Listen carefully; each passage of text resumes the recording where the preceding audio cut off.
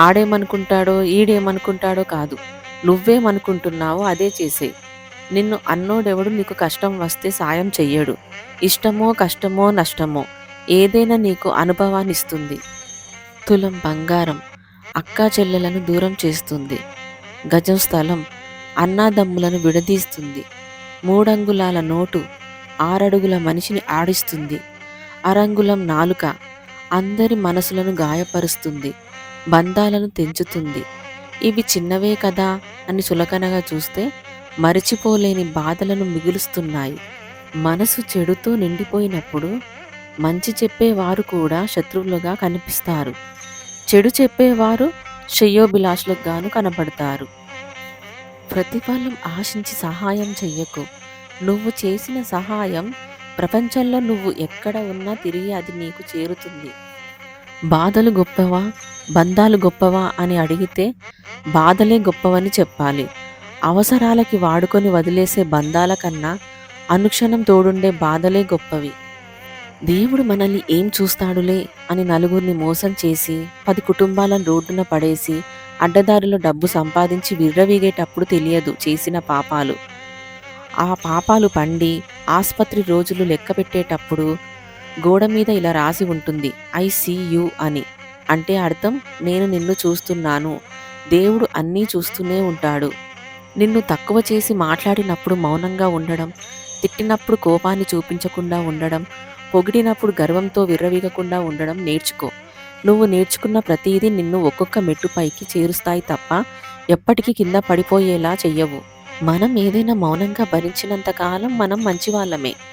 ఎప్పుడైతే భరించలేక ఎందుకు అని ఎదురు ప్రశ్నిస్తామో అప్పుడే మనం ఎంత మంచి చేసినా అన్నీ మర్చిపోయి మరీ మనకు ఎక్కడ లేని చెడుతనాన్ని అంటగట్టి మనకే తెలియకుండా మనల్ని ప్రపంచానికి ఇంకోలా పరిచయం చేస్తారు.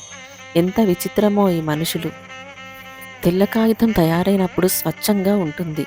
తర్వాత దాని మీద రాసే రాతలను బట్టి దాని విలువ ఆధారపడి ఉంటుంది. మనిషి కూడా పుట్టినప్పుడు స్వచ్ఛమైన మనసుతో పుడతాడు. జీవితంలో వాడు చేసే పనుల మీదనే వాడి విలువ ఆధారపడి ఉంటుంది. ఎప్పుడు నేనే తగ్గి ఉంటుండా, ఎందుకంటే బంధాలకు విలువ ఇచ్చే అలవాటు నాకుంది కనుక. అంతేకాని నాలో తప్పు ఉండటం వల్ల మాత్రం కానే కాదు. అది గతంలోనూ లేదు, ఇప్పుడు లేదు. అమ్మని ప్రేమించటం గొప్ప కాదు.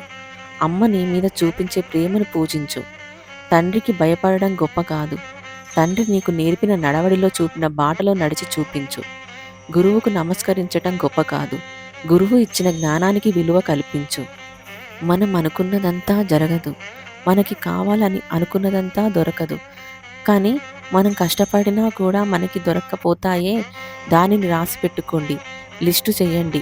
లాస్ట్లో పోయి దేవుణ్ణి అడగండి, ఎందుకు ఇలా చేశావని. కానీ దాన్నే ఆలోచిస్తూ ఆరోగ్యాన్ని పాడు చేసుకుని లైఫ్ టైంని వేస్ట్ చేసుకోవడం ఎందుకు? అయ్యింది అయిపోయింది. జరిగింది ఎవరు సరిచెయ్యలేరు. ఇంకో ఛాన్స్ ఉంటుంది. దానికోసం ముందుకు వెళ్ళు. నీకు ఎప్పుడు ఏది దక్కాలో దేవుడు నిర్ణయం తీసుకుంటాడు. అందుకే నువ్వు కోరిందల్లా దక్కలేదని దేవుడిని నిందించకు. ఒకటి దక్కలేదంటే అంతకంటే మంచిది ఆ దేవుడు నీకు సిద్ధం చేసే ఉంటాడు. 2 విషయాలు నీవెవరో తెలుపుతాయి. 1 నీ దగ్గర ఏమీ లేనప్పుడు నీకుండే ఓపిక. 2 నీ దగ్గర అన్నీ ఉన్నప్పుడు నీ ప్రవర్తన.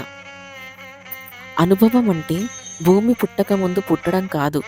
ఏదైనా మాట్లాడే ముందు ఎదుటి మనిషి మనసు నొచ్చుకుంటుందా అని ఆలోచించి మాట్లాడే బుద్ధి ఉండటం. అది లేనప్పుడు ఎంత వయస్సున్నా అనుభవం ఉన్నా వ్యర్థమే. సమస్య చిన్నదైనా పెద్దదైనా సామరస్యంగా పరిష్కరించుకోవాలి. అటువంటి చోట చిరుబురులాడితే వాతావరణం మారిపోతుంది. అప్పుడు ప్రతి చిన్న మాట వివాదం అవుతుంది. అనుబంధం బాగుండాలంటే భావ వ్యక్తీకరణ స్వేచ్ఛ అవతలి వారికి ఇవ్వాలి. అప్పుడు సమస్య చిన్నదైపోతుంది. నువ్వెవరినైనా మోసం చెయ్యగలిగావంటే దాని అర్థం మోసపోయిన వారు చేతకాని వారని కాదు, నీ స్థాయికి మించి వారు నిన్ను నమ్మారని అర్థం. ఒకరిని బాధపెట్టి ఇప్పుడు మీరు సంతోషంగా ఉండొచ్చు.